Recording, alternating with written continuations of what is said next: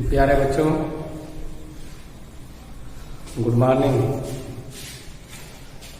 आज मैं आप लोगों को कक्षा 12 के हिंदी काव्यांजलि का प्रथम अध्याय पवनदूतिका, जो पिछले 5-6 दिन से चल रहा है, आज मैं पुनः उसी अध्याय का उसके आगे के पदों को इस बोर्ड पर अंकित किए हुए हैं और इसका अर्थ तथा व्याख्या आप लोगों के सामने बताने जा रहे हैं, जिसको ध्यान से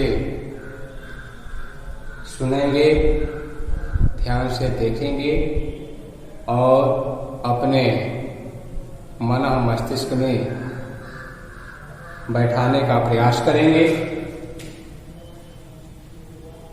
तो इस पवनदूतिका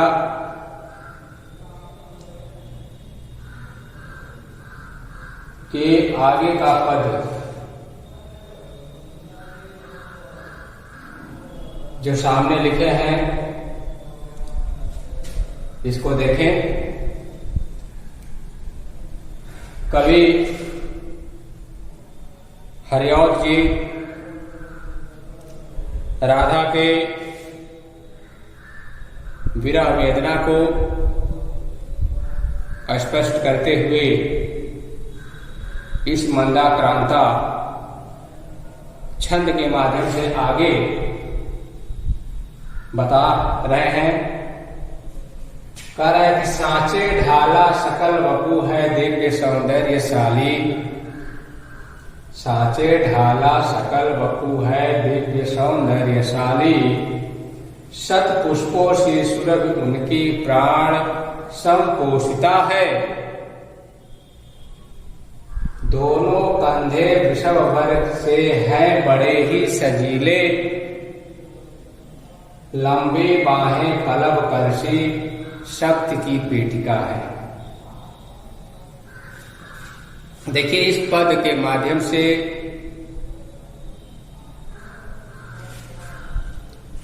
हरिऔध जी बता रहे हैं कि राधा जी हवा को संबोधित करते हुए कह रही हैं,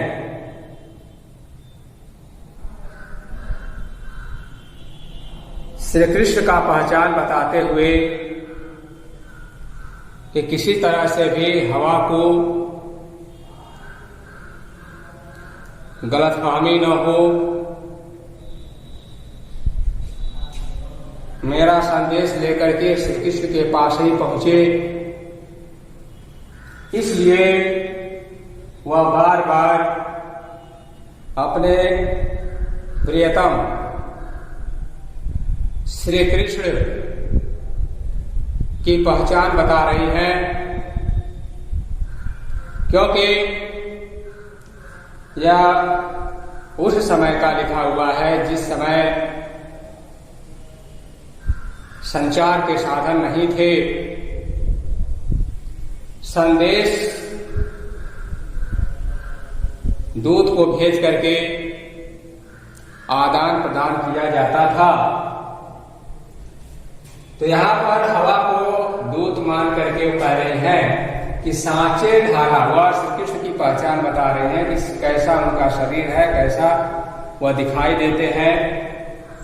तो कहा सांचे ढाला सकल, सांचे सांचा होता है, ढाला ढाला गया, बनाया गया हो, सकल संपूर्ण वपु शरीर दिव्य चमत्कारे सौंदर्यशाली सुंदरता से युक्त। शत पुष्पों से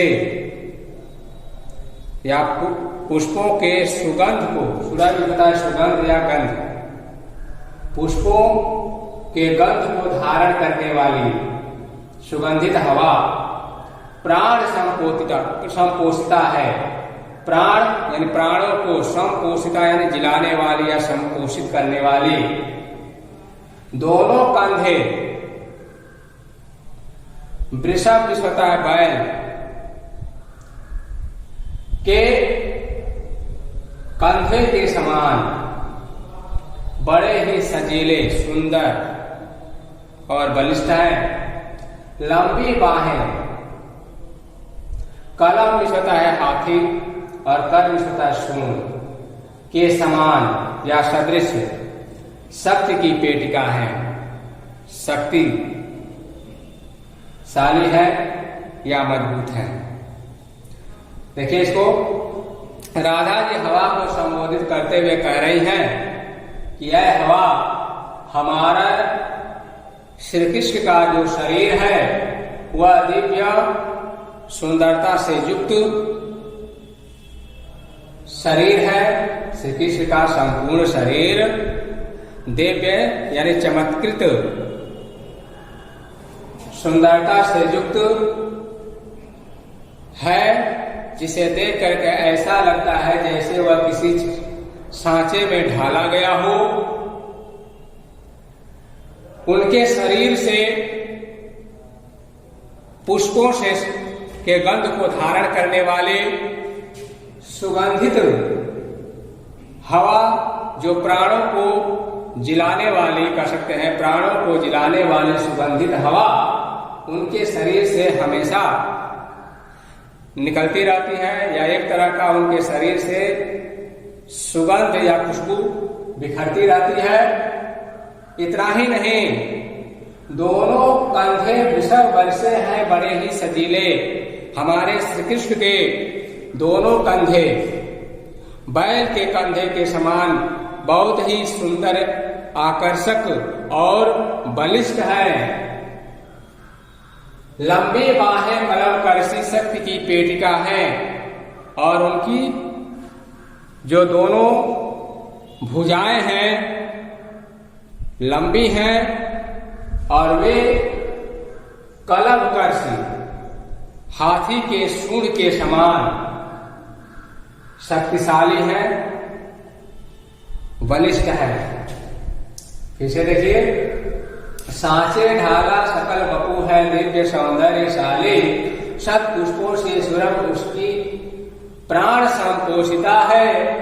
दोनों कंधे वृषभ वर्षे हैं, बड़े ही सजीले, लंबी बाहें कलम करसी शक्ति की पेटिका है। राधा जी श्री कृष्ण की पहचान बताते हुए कह रही हैं, हवा को संबोधित करते हुए कि यह हवा हमारे श्री कृष्ण का जो शरीर है वह दिव्य सुंदरता से परिपूर्ण है, जिसको देख करके मानो ऐसा लगता है जैसे वह किसी सांचे में ढाला गया हो। उनके शरीर से पुष्पों के गंध को धारण किए हुए सुगंधित, प्राणों को पोषित करने वाली सुगंधित हवा हमेशा जब बिखरती हुई रहती है या बिखरती रहती है। उनके दोनों कंधे बैल के कंधे के समान बहुत ही सुंदर यानी सुडौल है, तथा उनकी दोनों भुजाएं हाथी के सूंड के समान बलिष्ठ हैं, बलशाली हैं। आगे देखिए, राजाओं सा सिर पर लसा दिव्य आपीड़ होगा, राजाओं सा सिर पर लसा दिव्य आपीड़ होगा, शोभा होगी उभय सुत में स्वर्ण के कुंडलों की, नाना कलित भुज में मंज के यूर होंगे, मोती माला लसित उनका कंबुसा कंठ होगा। आगे कवि लिखे हुए हैं कि राधा जी श्री कृष्ण की पहचान हवा को बता चुकी हैं, फिर भी इतने से भी वह संतुष्ट नहीं है, तो वह आगे श्री कृष्ण की और पहचान बता रहे हैं कि कैसे तुम उनको पहचानोगे कि वही मेरे प्रियतम है। यानी अपने तरफ से थोड़ा भी वह चूक नहीं करना चाहती हैं। इसलिए आगे के इन 4 पंक्तियों में कवि लिखे हुए हैं कि राधा जी कह रहे हैं कि राजाओं शासिर पर लसा दिव्य आपीड़ होगा, राजाओं के समान सदृश सिर पर लसा, लसा में होता है सुशोभित होना। दिव्य आपीड़ होगा, आपीड़ भी होता है मुकुट। शोभा होगी, शोभा है सुंदर या शोभायमान। उभय भी होता है दोनों, श्रुति भी होता है कान, स्वर्ण भी होता है सोने का, कुंडल भी होता है कान में पहना जाने वाला आभूषण। नाना यानी अनेक प्रकार के, रत्नाकलित रत्नों से जड़ित, भुज भुजाओं में, मंजु सुंदर, केयूर बाजूबंद होंगे। मोती माला, मोतियों की माला, लसित सुशोभित, उनका कौमु होता है शंख, कौम में होता है शंख। सा यानी सदृश या जैसा, कंठ होगा यानी उनका गला होगा। यानी कहने बताया कि राधा जी आगे फिर श्री कृष्ण का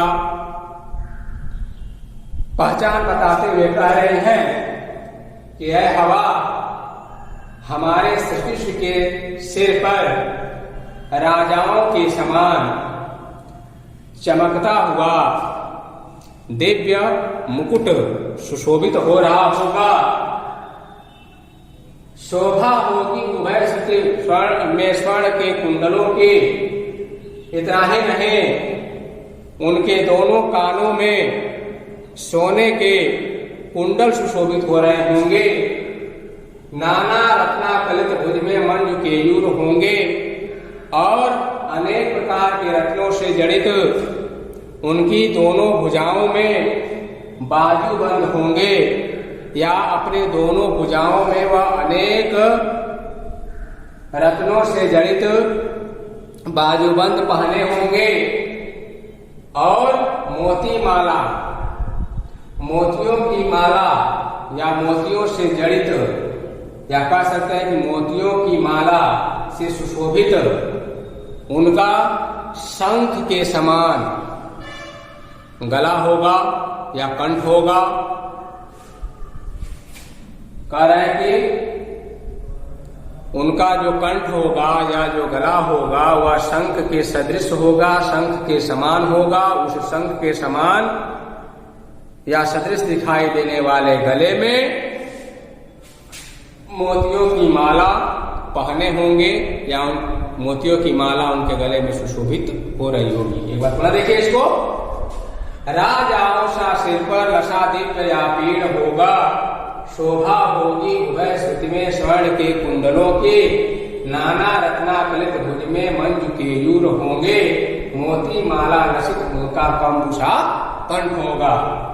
राधा जी अपने प्रीतम श्री कृष्ण के पहचान हवा को बताते हुए कह रहे हैं कि ऐ हवा, मेरे श्री कृष्ण के सिर पर राजाओं के समान चमकता हुआ दिव्य मुकुट होगा। उनके दोनों कानों में सोने के कुंडल सुशोभित हो रहे होंगे। उनकी दोनों भुजाओं में रत्नों से जड़ित सुंदर बाजूबंद होंगे तथा शंख के समान या शंख के सदृश दिखाई देने वाला उनका सुंदर जो गला है वह उस गले में मोतियों की माला पहने होंगे, या वह उनका गला मोतियों की माला से सुशोभित हो रहा होगा। ये इसका व्याख्या हुआ या अर्थ कर सकते हैं। काव्य सौंदर्य की बात कही जाए तो काव्य सौंदर्य में रस, वियोग श्रृंगार,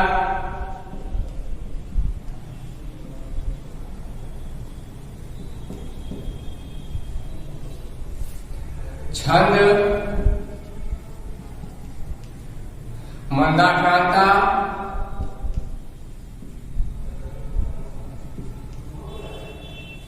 अलंकार,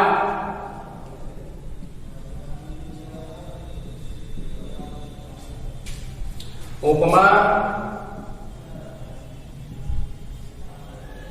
और अनुप्रास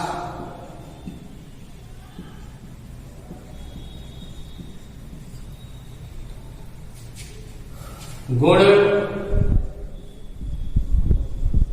प्रसाद गुण,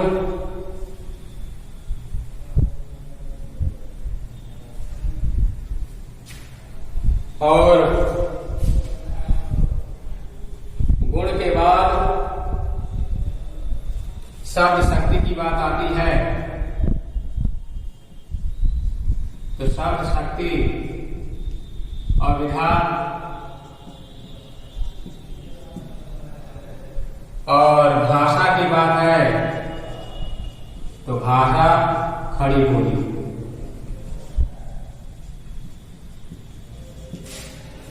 यह है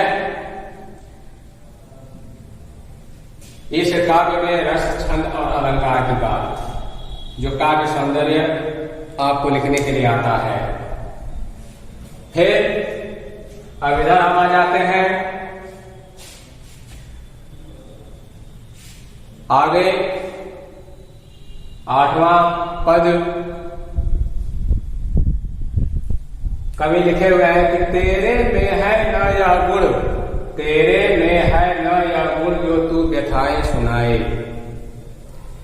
तेरे में है न यह गुण जो तू व्यथाएं सुनाए, व्यापारों को प्रखर मति और युक्तियों से चलाना। बैठे जो हो निज सदन में मेघ सी कांति वाले, तो चित्रों को इस भवन में ध्यान से देख जाना। कवि कह रहे हैं कि राधा जी हवा को संबोधित करते हुए अपने प्रियतम श्री कृष्ण की पहचान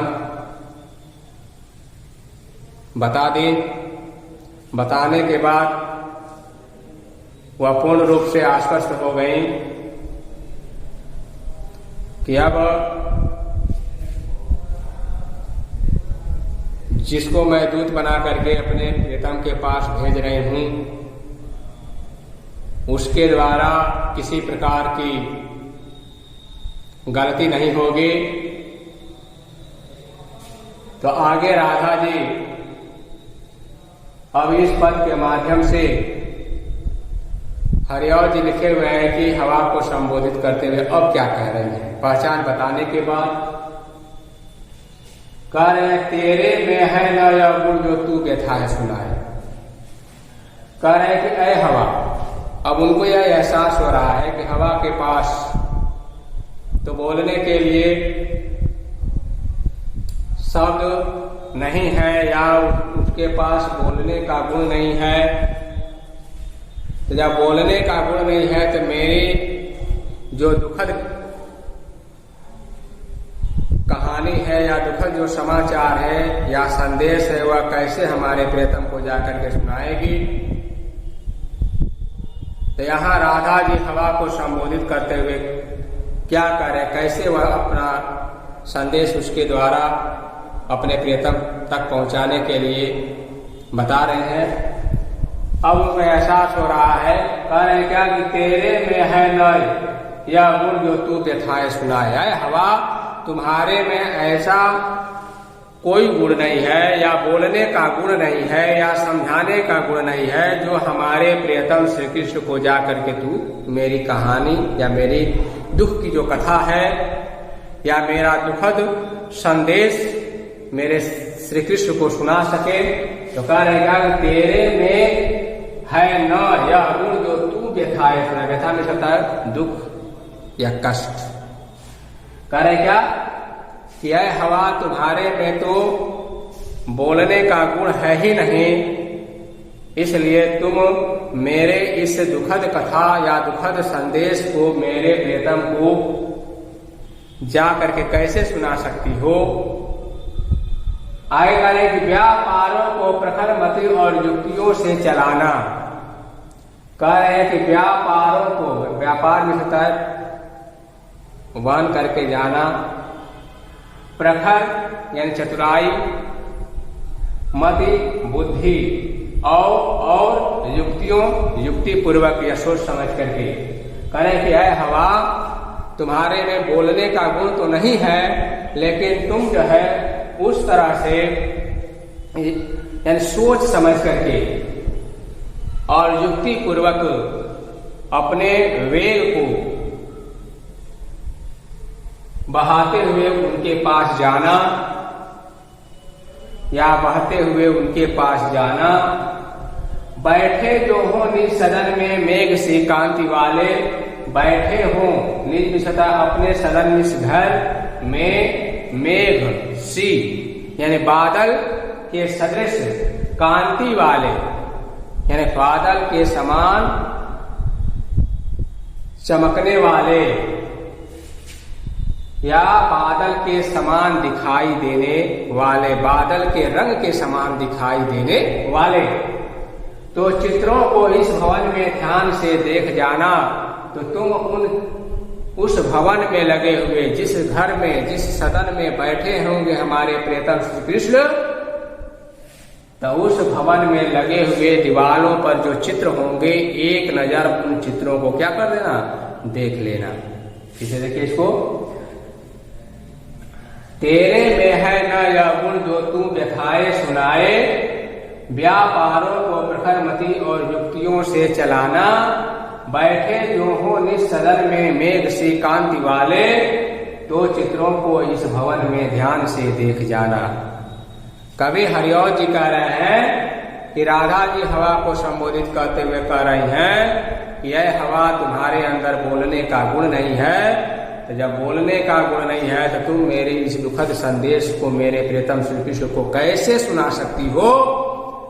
इसलिए मैं तुम्हें बता रही हूं कि मेरा संदेश कैसे उन तक पहुंचाओगी। तुम जो है चतुराई के साथ चालाकी से बहुत सोच समझ करके युक्ति पूर्वक अपने वेग को बहाते हुए उनके पास लेकर के जाना और उस जगह पर जाना जिस सदन में जिस घर में मेरे प्रीतम श्री कृष्ण बैठे होंगे, उस घर में मेघ सी कांति वाले बादल के रंग के समान सुंदर श्याम वर्ण वाले श्री कृष्ण में जिस घर में बैठे होंगे उस घर में जाना और जा करके उस घर में दीवारों पर लगे हुए चित्रों को एक नजर क्या करना, देख लेना।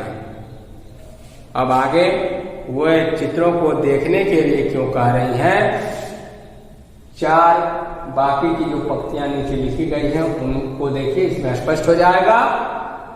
कह रहे क्या कि जो चित्रों में विरह विधुरा का मिले चित्र कोई, जो चित्रों में विरह विधुरा का मिले चित्र कोई, तो जाके निकट उसको भाव से यो हिलाना। प्यारे होके चकित जिससे चित्र की ओर देखें, आशा है यो सूरत उनको हो सकेगी हमारी।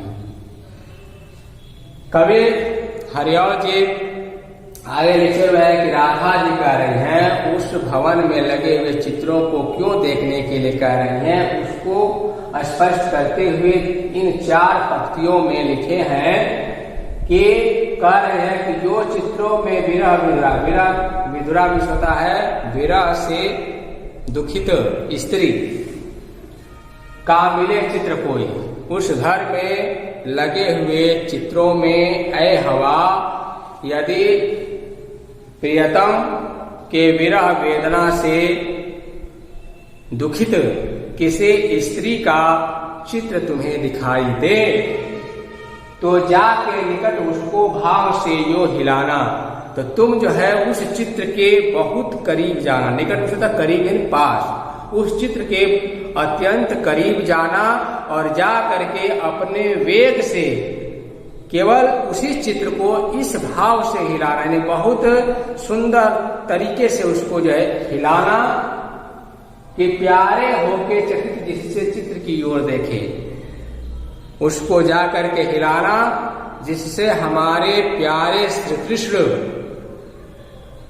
उस दीवार पर लगे हुए विरह विधुरा के चित्र को हिलता हुआ देख करके वह आश्चर्यचकित हो जाए और आश्चर्यचकित हो करके उस चित्र के तरफ देखे। प्यारे होके चके जिससे चित्र की ओर देखें, आशा है यो सूरत उनको उनको हो सकेगी हमारी। तो राधा जी कह रहे हैं कि जब उस वीरा विदुरा के चित्र को देखेंगे तो मैं आशा करती हूं कि हमारे प्रियतम श्री कृष्ण को हमारी याद आएगी और वह सोचने पर विवश हो जाएंगे कि इसी वीरा विदुरा के समान ही मेरी प्रेयसी राधा भी मेरे वियोग में दुखित बैठी होंगी। फिर से देखिए इसको, जो चित्रों में वीरा विदुरा का मिले चित्र कोई, तो जाके निकट उसको भाव से यो हिलाना, प्यारे होके चके जिससे चित्र की ओर देखें, आशा है जो सूरत उनको हो सकेगी हमारी। यानी कवि की कल्पना देखिए, इसमें कवि की कल्पना को उजागर किया गया है। कहा जाता है ना कि जहां न पहुंचे रवि वहां पहुंच गए कवि। कवि की सोच बहुत दूर तक होती है। वह कह रहे हैं, देखिए कवि अपनी सोच को इसमें दिखाते हुए, प्रदर्शित करते हुए लिखे हुए हैं। क्या कह रहे हैं? क्या कि राधा जी हवा को संबोधित करते हुए कह रहे हैं कि यह हवा, उस घर में जाना जिस घर में हमारे प्रियतम श्री कृष्ण बैठे होंगे, उन दीवारों पर लगे जो चित्र हैं उन चित्रों को एक नजर देख लेना, और उन चित्रों में यदि कहीं किसी विरह विदुरा अर्थात विरह से व्याकुल, अपने प्रियतम के विरह से व्याकुल किसी स्त्री का चित्र दिखाई दे, तो उस चित्र के अत्यंत निकट जाना और इस भाव से केवल उसी चित्र को हिलाना, जिससे कि उस चित्र को हिलता हुआ देख करके आश्चर्यचकित होकर के श्री कृष्ण या हमारे प्रियतम उस चित्र की ओर देखें। और उस जब चित्र की ओर देखेंगे तो मैं आशा करती हूं कि उनको हमारी याद आएगी, उनको विश्वास हो जाएगा कि इसी विरह विदुरा के समान हमारी प्रेयसी राधा भी मेरे वियोग में कहीं पर दुखित मन से बैठी हुई होगी। तो ये रहा इसका व्याख्या। रस छंद अलंकार की बात कही जाए तो जो चीजें यहाँ दिखाई दे रही हैं सभी चीजें यहाँ पर भी हैं। रस वियोग श्रृंगार ही है, छंद मंदाक्रांता है ही। अलंकार की बात कही जाए तो उपमा, अनुप्रास और साथ ही साथ इसमें मानवीकरण अलंकार भी है।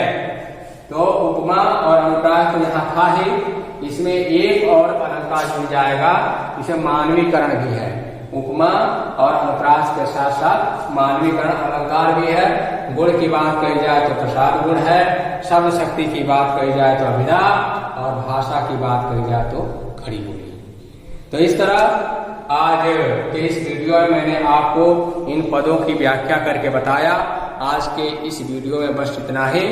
फिर नेक्स्ट वीडियो में हम इसके आगे के जो पद हैं उन पदों को आपको पढ़कर बताएंगे और साथ ही साथ उसकी व्याख्या तथा काव्य सौंदर्य भी बताएंगे।